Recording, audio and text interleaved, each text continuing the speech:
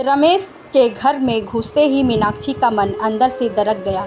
हालांकि रमेश उसका पति था, परंतु जब से मीनाक्षी को लगा कि उसके प्रति अपने कर्तव्यों और दायित्वों का पूर्ण रूपेण निर्वाह नहीं कर रहे हैं, तब से मीनाक्षी भी भर मुँह बात नहीं करती। रात्रि का समय आने के साथ ही भारी थकान व बदन का पोर-पोर टूटने का नियमित जुमला सुनना पड़ता है। तब मीनाक्षी को ऐसे महसूस होता है कि कहीं दाल में ज़रूर कुछ काला है। जब वह पहली बार इस घर में आई थी, उसके प्रति एक नई उमंग उत्साह का दरिया था। वह बार-बार वह उसमें डूबती उतारती और जब उसके पिता विदाई कराकर अपने घर लेकर गए तो रमेश ने कहा था, मीनाक्षी कैसे रह पाएगी। इस पर मीनाक्षी ने कहा था, यही बात तो इधर भी है। जितनी तरफ तुम्हारे अंदर है उतनी ही मेरे अंदर है, परंतु ये तो दुनियादारी है, थोड़े समय की बात है। माँ दो माँ सरकने में कितना टाइम लगता है भला। मीनाक्षी की अपनात्व भरी बातों से रमेश को काफ़ी सुकून मिला था। 2 महीने बाद जब मीनाक्षी इस घर में दूसरी बार आई थी तो उसके प्रति रमेश ने कोई ख़ास दिलचस्पी व रुचि नहीं दिखाई। न आने की खुशी की इजहार किया और न बिछड़ने की गम की परछाइयाँ ही थी। दाम्पत्य जीवन सुखमय, खुशहाल व समृद्धि तभी होता है जब तन और मन दोनों तृप्त हो। आज उसे 15 दिन आए हुए हो गए हैं, परंतु एक दिन भी पति का सुख नसीब नहीं हुआ। क्या सोच रही हो मीनाक्षी? रमेश रटा यह वाक्य बोला। कुछ नहीं, वह रूखेपन से बोली। उसके बातों में तनिक भी अपनात्व व स्नेह का भाव या रस नहीं था जो रमेश को आकृष्ट कर सके अपनी ओर, क्योंकि यह जुमला इन 15 दिनों में कई बार आजमा चुकी है, परंतु कभी भी संतोषजनक फल नहीं मिला। उसने दूसरा रुख अख्तियार कर लिया ताकि उसका पति कुरेदे और वह इतने दिनों का हिसाब मांगे। उदास हो रमेश तनिक मुस्कुराते हुए बोला, मैं सब समझता हूँ मीनाक्षी, तुमको वह सुख नहीं मिल रहा है जो हर पत्नी को अपने पति से अपेक्षा रहती है। रमेश के इतना कहते ही मीनाक्षी को जैसे छेड़ने का एक अवसर मिल गया। वह बोली, एक पर आश्रित रहते तब ना मीनाक्षी, तुम होश में तो हो ना। रमेश को इतना कहते ही अब की बार मीनाक्षी के सब्र का पैमाना सीमाओं के बांध तोड़ कर बाहर आ गया। तुम मर्द मनुष्य एक ही थाली के चिट्टे बिट्टे हो। रमेश भौचक्का होकर टुकर टुकर मीनाक्षी को चेहरा देखने लगा। काफ़ी क्षण के पश्चात बोला, तुम सरासर लांछन लगा रही हो मुझ पर। हकीकत को लांछन में क्यों बदल रहे हो? मीनाक्षी का तेवर तेजित होकर तीखेपन में बदल गया। आधी रात गुजरने के बाद घर आते हो, कहाँ रहते हो? इतनी रात तक कौन सौत है वहाँ? अभी मीनाक्षी कुछ ही और कहती, इसके पहले ही रमेश का हाथ हवा में लहराया और झटके से सात तराक के साथ मीनाक्षी के गाल पर पड़कर वापस लौट आया। मीनाक्षी स्थिति के लिए तैयार नहीं थी। थप्पड़ लगते ही वह धड़ाम से ज़मीन पर गिर पड़ी। ना समझ कहीं कि रमेश गुर्राया, बस सिर्फ अपना ही देखती हो, दूसरों के ऊपर क्या बीत रही है इसका तनिक भी गम नहीं तुमको। तुम ये पूछती आखिर मुझ पे अपेक्षितों की तरह क्यों पेश आ रही हो? क्या कारण है? मैं मानता कि भीतर से जितना मैं दुखी हूँ उतना तुम भी दुखी हो, पर इंसान को गलत रास्ते ही अधिक सूझते हैं। मीनाक्षी तब तक उठकर सहमी सुकड़ी खड़ी हो गई थी। हिचकियों का दौर अपने चरम पर था। चेहरे पर पश्चाताप की परछाइयाँ खींच गई थी।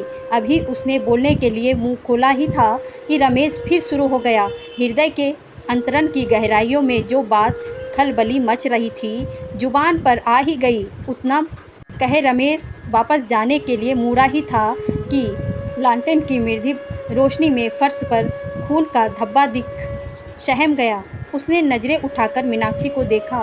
सर फटा देखकर पूर्व की बातें भूल उसने उसके जख्मों पर हाथ रख दिया था। मीनाक्षी खामोश तब तक पूर्ण रूप में होश में आ गई थी। उसने अपनी जेब से रुमाल निकालकर मीनाक्षी के सर पर बांध दिया और दराज से महरम ले आने दूसरे कमरे की ओर दौड़ा। महरम लेकर आते ही उसने जख्म पर से रुमाल हटाकर महरम लगा दिया। मीनाक्षी खामोश दृष्टि से रमेश के चेहरे को निरंतर पढ़ती रही। वह मन ही मन सोचने लगी, क्या उसका पति उसे छोड़कर किसी दूसरे के साथ रंगरलियां मना सकता है? जख्मों को सहला रहे हाथों में कितना प्यार अपनात्व व स्नेह भरा था। जब रमेश ने महरम लगाकर हाथ हटाया तो मीनाक्षी ने उसके हाथों को पकड़कर चूम लिया था। आंखों में ढेर सारे पश्चाताप का जो भाव छिपा था वह शने शने अश्कों के रूप में ढलकर आंखों की राह से बहने लगा था। मुझे माफ़ कर दीजिए, रमेश स्वच्छत हंसी हंसते हुए कहा। तन का मिलन तभी संभव होता है जब मन तनाव रहित हो।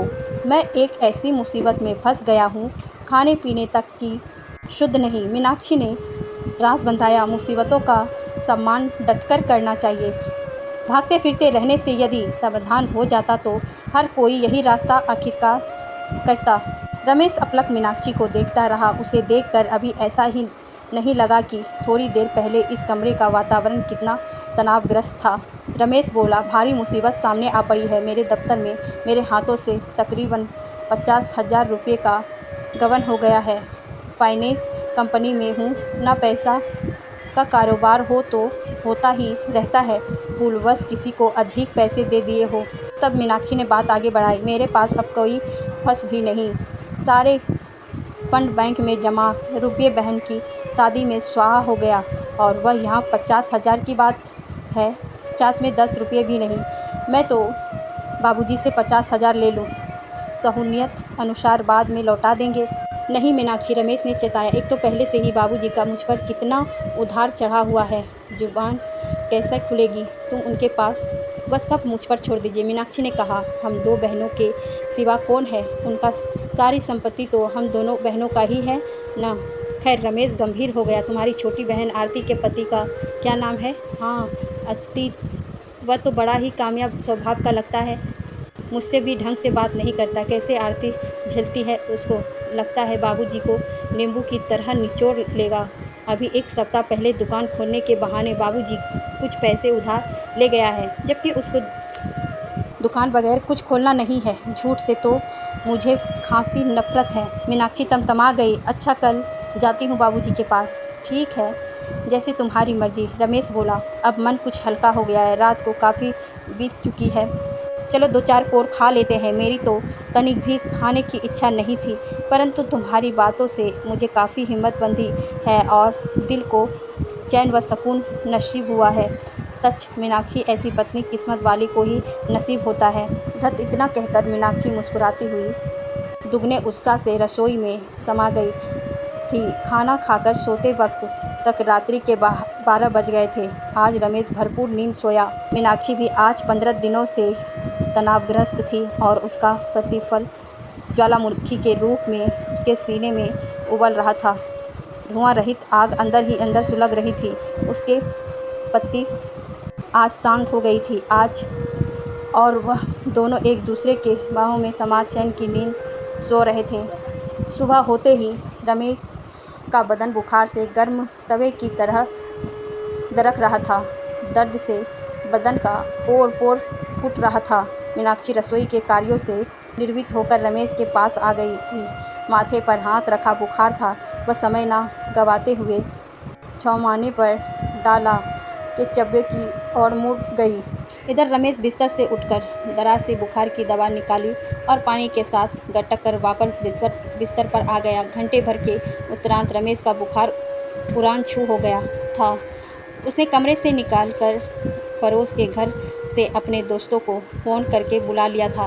मीनाक्षी के घर आते तो दिन का सूरज सर पे सवार होकर आग का गोला बरसने लगा था।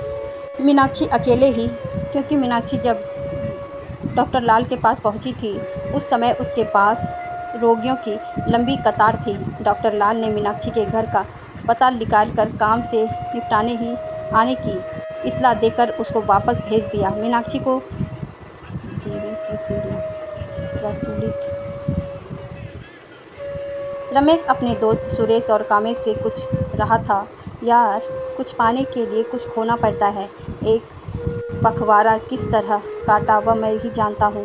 कलाकार वही सफल होता है जब चेहरे पर अभिनय के मुताबिक भाव लाता हो। सच यार, मेरा अभिनय तो लाजवाब था। मेरी पत्नी बड़े ही नेक विश्वास है, मेरी किसी भी बात पर विश्वास कर लेती है। इधर मीनाक्षी दबे पांव मुख्य दरवाजे तक आ गई थी। रमेश कह रहा था, यार मेरी पत्नी तो सोने का अंडा देने वाली है, ऐसी मुर्गी है जो रोज़ाना तो नहीं पर वक्त पड़ने पर तो न्यारा व्यारा कर देती है। बेचारी डॉक्टर लाल के पास गई है, उसे मालूम नहीं कि बुखार की दवा तो घर में मौजूद है। इस पर सुरेश बोला, बेचारी को नाहक धूप में दौड़ा दिया। खैर छोड़ो, पैसा कब तक लेकर आने वाली है? आ जाएगी तो कल लेकर आ जाएगी। रमेश बोला, कितनी नासमझ है, कह दिया मुझसे कुछ पैसे का गबन हो गया। रमेश को इतना कहते ही कमरे में सम्मिलित ठहाका गूंज गया।